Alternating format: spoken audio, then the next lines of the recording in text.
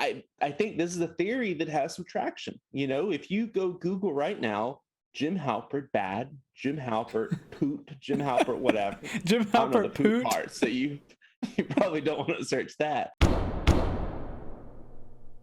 Hello, everyone. Welcome to your few and far between tank talk with ya boys. My name's Keith, My name's Brandon. and he be sipping on that rowdy energy.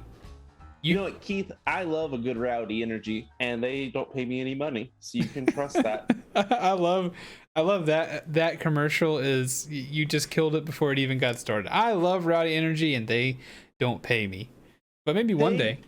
They've gone out of their way to not acknowledge me, Keith. Like when they first started, I reached out to them via my Instagram page, which has over 10,000 followers, the NASCAR one. And I was like, hey, if you guys, like, I don't want money, but if you guys want to send some free rowdy, I can do giveaways. Or because at work, I give away rowdy to coworkers, Yeah, not to customers because that's too expensive. Because it's the best energy drink out there. Unless someone else starts paying me, then we'll go back and re-edit it into me holding like a monster or something. monster. Like they didn't acknowledge it at all. And then I started noticing that they were like, hey, check out Phil over here. He's a weightlifter who has 1,000 followers. And all that Phil's ever done is said, hey, I just lifted weights. Here's Rowdy. No other post about it. Wow. If they just so much as sent me a shirt, Keith, I would wear that everywhere. I know. At Chick-fil-A, it'd be my undershirt. I know you would. Rowdy they haven't accepted me. And I don't know if it's because I'm part of the NASCAR community. If it's a prejudice against NASCAR or maybe what? But I think everyone is a little bit prejudiced against NASCAR. But I mean, I know that. You wear a shirt with Hellman's mayonnaise on it. Brandon, I know you wear a rowdy shirt. And that's what they don't know about you. They underestimate your value, as many have before. And don't worry, we put them in the ground real fast. Everyone who's ever underestimated Brandon, they got the old shovel treatment. They're not around anymore. Nope, you'll never hear from them again. Moved out of town. I wish we had the following to cancel people, Keith, but I don't think. I feel like our biggest fans are people who are genuinely nice, and if we called them to cancel, they would say, "I don't think they should be canceled." Mm-hmm. We need to get some of those. The only response would just be no. All right, guys, mobilize and cancel this person. I'm good. They seem all right. We should start throwing out stuff that could come across as either far right or far left to draw them in. So we could just say, like, I hate that one idiot. You know who I'm talking about. That guy. And just wait for them both to be like, yeah, I hate that idiot too. Those Tank Media Network boys, they're just so far center. I don't know what to do with them. Yeah. They're just right so far in the middle. It's too far in the middle. But I think, Brandon, you have a thing today. Yeah, sorry. Yeah, we're transitioning because I feel like I just got really quiet. But, Keith, we're here today because we grow up with a lot of wonder, a lot of childlike wonder is what they refer to as, Keith. Mm-hmm, We go and we worship Santa Claus. We go and we make sacrifices to the Easter Bunny. And then you get older and you realize there's not really a giant humanoid rabbit that delivers eggs to us. Says you. And you realize that there's not a baby walking around with a bow and arrow shooting people on Valentine's Day. You realize that Santa Claus, he's not delivering presents. He doesn't have magic reindeer. That's because he gets the elves to do it, right? Exactly. They're doing the real work. But another childhood lie that we've been given is that Jim Halpert is a good guy. What a segue. Who knew at the beginning of that where we end on Jim Halpert? Jim Halpert of obviously The Office fame. I'll point over here to Brandon's shirt, Thunder Mifflin Incorporated. As far as I'm concerned, Jim Halpert is the conventionally attractive, tall, kind of straight character. He's goofy. He sees everybody else's foolishness and makes fun of it. Uh-oh. We got a little cutout. I'm now staring at Brandon. There we go. I like, Keith, that whenever my laptop cuts out, it's when it jumps up to full bars. It's when it cuts out. So as soon as I get full service, I know. Too much. Yeah, I'm better off with just the air, the data floating in the air than I am at my Wi-Fi. But yeah, everyone wants to be Jim. Everyone says they want to have a Jim and Pam relationship. Mhm. They hate Roy, they hate Karen. They want to be Jim. They want to marry Pam, or Of course. vice versa. But Keith, as I watched it back, I started thinking, do they have the best relationship? Because in Uh-oh. the last few seasons, Jim and Pam relationship kind of rocky. Mhm. Things were going on with there. So I got to wondering, Keith, there's a lot of unpopular opinions out there. We shared about how Woody from Toy Story is actually the villain. I think we also shared how the was it Merv and Tom from Home Alone? They're actually the heroes of the I forgot about that one, yeah. the thing. And I think this is a theory that has some traction. If you go Google right now, Jim Halpert bad, Jim Halpert poot, Jim Halpert whatever. Jim I don't know the Halpert poot poot. part, so you probably don't want to search that.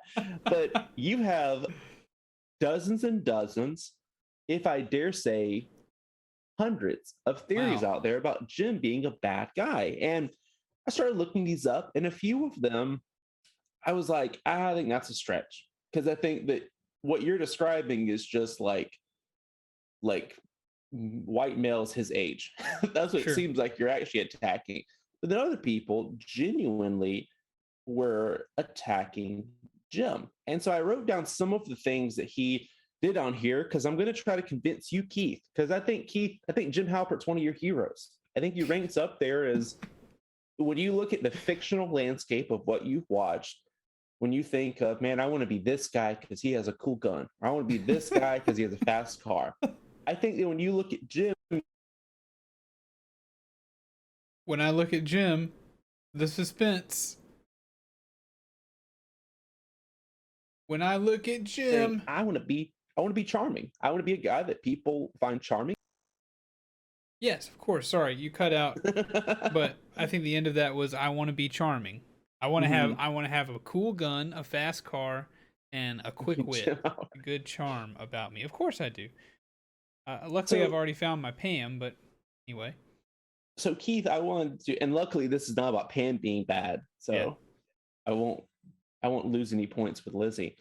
But I wanted to look at just three of his relationships because this is what kind of popped up in a few of the chats, was this looking at these three relationships as to if he's a good guy.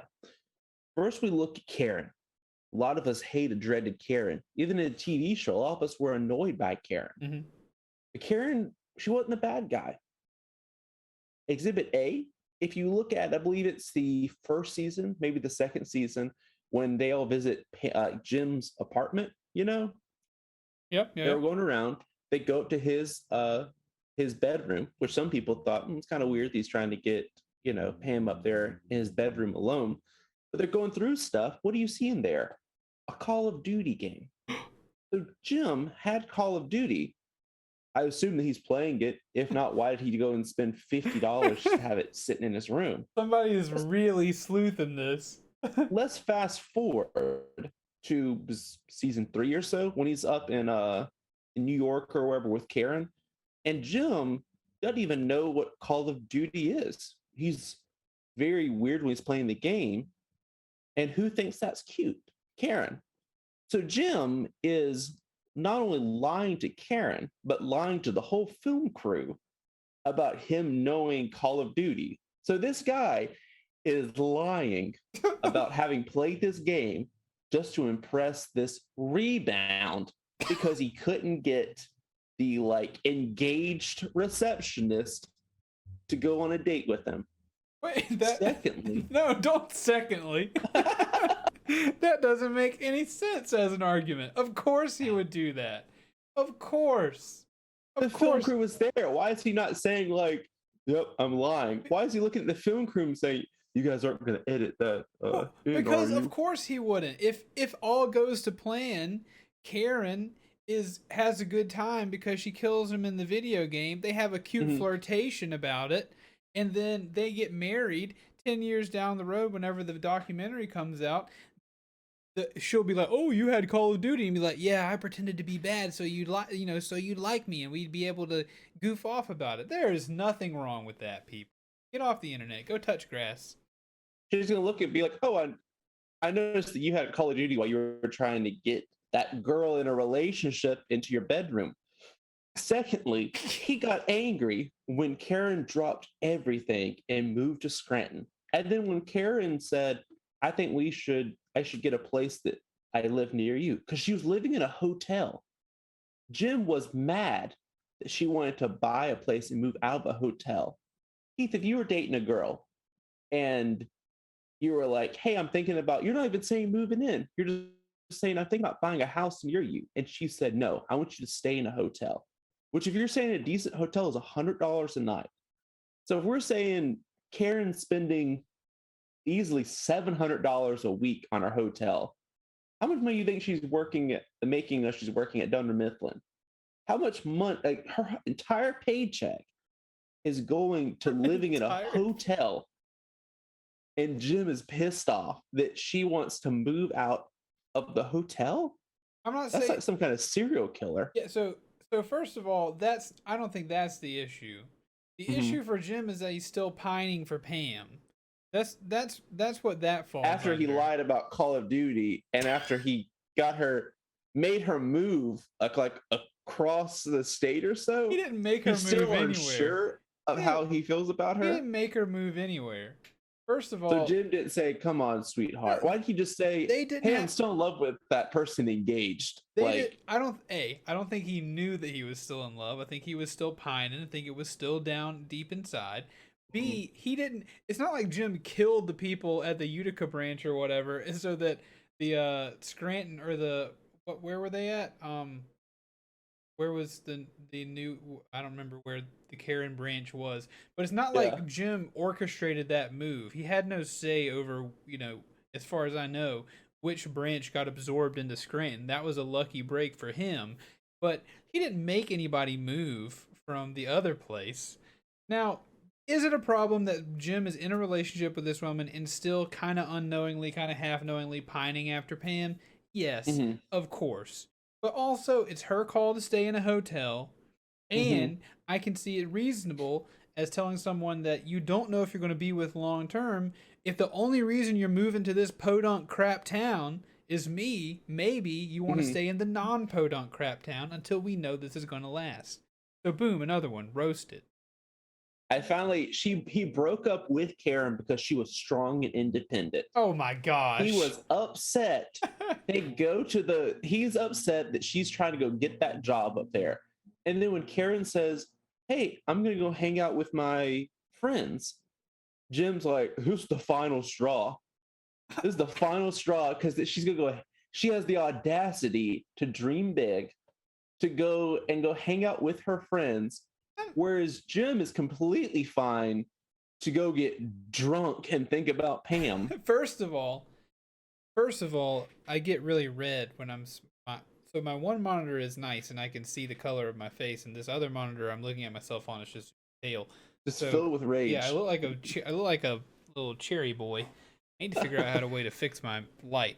Anyway, first of all, I should have watched these episodes because I think you're making some things up. I don't. So that was when Michael was going for the manager position, Jim and Karen at the same time. Yeah. Karen, he didn't break up with Karen because of that. That wasn't the final straw. Again, the final straw is always, "Oh, I realized that I love Pam." Didn't they also ride to New York together? That's kind of weird that he's going to say, "Oh, you want the job? Well, guess what? Like, when do you let her know?" No, they were planning to stay overnight, as far as I know. Well, that's kind of weird that, like, you can't live with me, but I'll stay with you overnight. That's kind of double standard. We live in a modern world, okay? People can stay. We live in a modern world that's okay for the guy to make the girl live in the hotel. Yes. But like,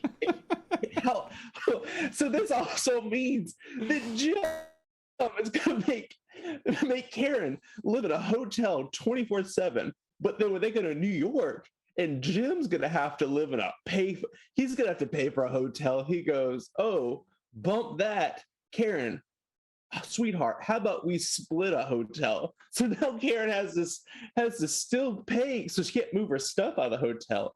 She has to pay the like I've stopped $100. listening, Brandon. I've stopped listening.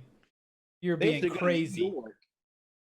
Okay, well, secondly, let's look at Sweet Pam. Yeah, give me. How about you give me some actual ammunition here? He gets pissed off, and he I just think cannot you're bear the thought. mischaracterizing any time. I don't think there's a single outside of like maybe season 9 in the last 10 episodes where you could ever describe him as pissed off. You're Keith. You know what? You're right.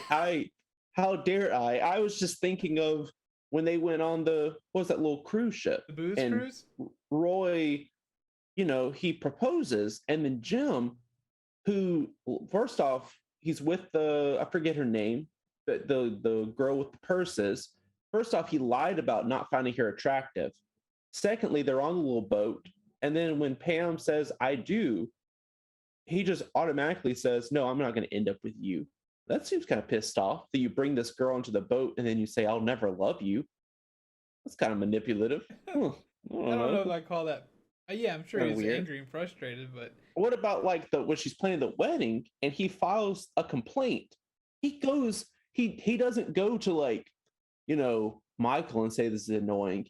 He goes through the channels you would go to get someone fired, get someone penalized. He goes to Toby hey, and says it pisses me off that Pam's in love. hey, Mm. I agree that another relationship, Mm-hmm. albeit or excluding abusive ones, Mm-hmm. are places you need not meddle. Yeah. Right? I'm with you. Roy and Pam are engaged. Mm-hmm. There's some nuance to Pam and Jim's relationship where he, knew, and she kind of, there are times where emotionally she throws out the life raft, right? She throws out the life preserver, like, hey, or no, she calls for one emotionally. Yeah. There are a few times where she does that, and you're like, oh, I'm getting the flags that you're in trouble and you don't want to be in this relationship. It's not abusive, I understand, but also you're doing what's comfortable. So there's some nuance, but I do agree that kind of meddling is a negative. You shouldn't be doing that. Secondly, he doesn't support Pam's art. Does he not? Well, he seems a little pissed off when she says, "Hey, I'm gonna have to go stay here a little extra time," but he has no problem with going and living at what does he go for, athlete? Oh, you mean like There's no problem with up and moving. 5 years later? What's also funny is that Jim lives in an apartment when he goes up there, and Not he's a fine hotel? with Daryl moving in with him. So it's weird that Jim sees the merit in, oh, I should probably invest in an apartment. But it goes back to, don't let Karen live in an apartment. Let her stay in the hotel. I seem to remember him not being mad about the art school. He just seemed, he was upset. He just "You guys seemed. stay another semester," but he was fine with missing his daughter's recital and getting pissed off that Pam didn't know how to work a phone. This debate is where you're assuming that I'll be happy about that. Like I think that's a good thing. I think Jim made mistakes as a man. I don't think he's a bad person. Okay, moving on. Can we all agree that Jim was very romantic with Pam before they got married? I believe we can all agree. So they would go up and they would eat pizza on top of the roof. They would do little things like they went and bought that trophy. Yep. But after the marriage, kind of weird because he started lying about when he was in jury duty. What? He went and bought a house without letting her know. Oh. He started an entire company without letting her know. Again, drained their bank accounts. But drained their bank accounts, untrue. What happens when the house is taken away from them and the camera crew's there and then Jim just goes as their children's cribs are taken away? That was very good tie into The Office. This is such a stupid argument. Like imagine people writing articles about all the little mistakes that you ever made, I guess. So let's go back with the house. First of all, with the house, it was a nice thing. You know, sometimes you have to do things behind your lover's back to do a nice thing. There are many surprises that Start I've a company, buy a house. There's okay, so He didn't buy a hotel room for her to stay in. Starting a company, I completely agree with you. Completely agree. But I don't think that's some secret thing. If someone comes to you and says like, I discovered why Jim's a bad person, can you believe that Jim started that athlete company in a way that Pam didn't want to? Of course I can, because that's what the show was telling you. The show said it on a billboard. The show said, this is a thing that will cause struggle in their relationship. And then, surprise, there was struggle in the relationship. So it's not like there's not some blogger out there uncovering some gold nugget that athlete was athlete was a problem for Pam. Yes, it was broadcast in neon signs. But the house thing was a nice thing. Sometimes you have to tell a white lie to surprise your spouse. Sometimes you paused, and if I hear the word hotel come out of your mouth, oh man, infrastructure in America. Just spend $200,000 without telling him. Let's look at his relationship with Dwight. Am I heard? I'm heard. You're heard. Okay. Well, number one, he's jealous of Dwight. Did you hear that part? He's jealous of Dwight. He's jealous of Dwight, right? Yeah, because Dwight is the biggest salesman there. Correct. He's the hardest worker, and Jim is just pissed off that he can't be as good as Dwight.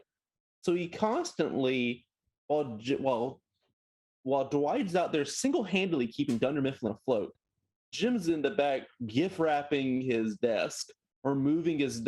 I was looking through a list of every prank Jim did.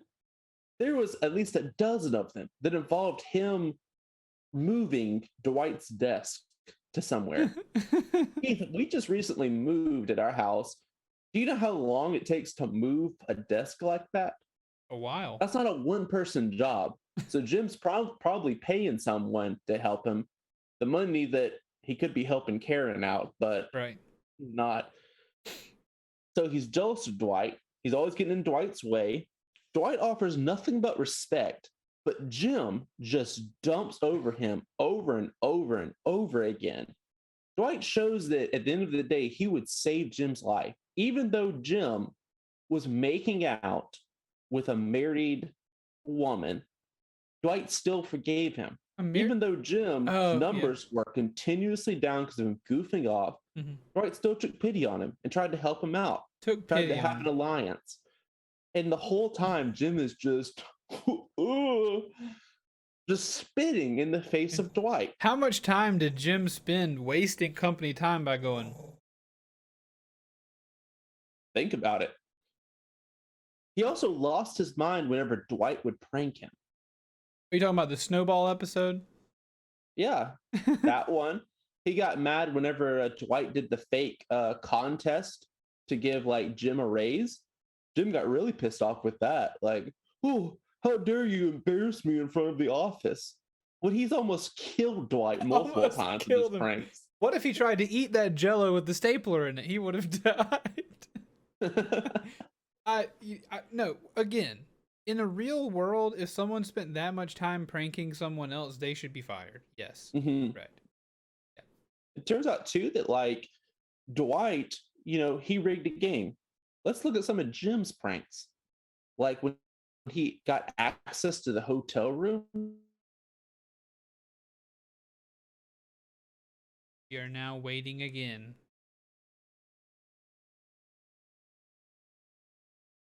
Access. He committed fraud to get a key. He had access to the hotel room. He lied, committed fraud to get into his hotel room. Right. He also changed his voicemail.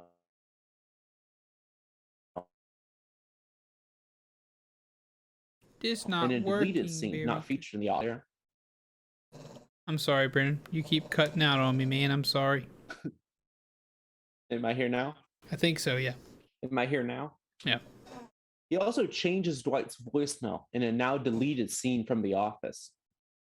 Really? So think about all of the cells. Think about think you're the boss.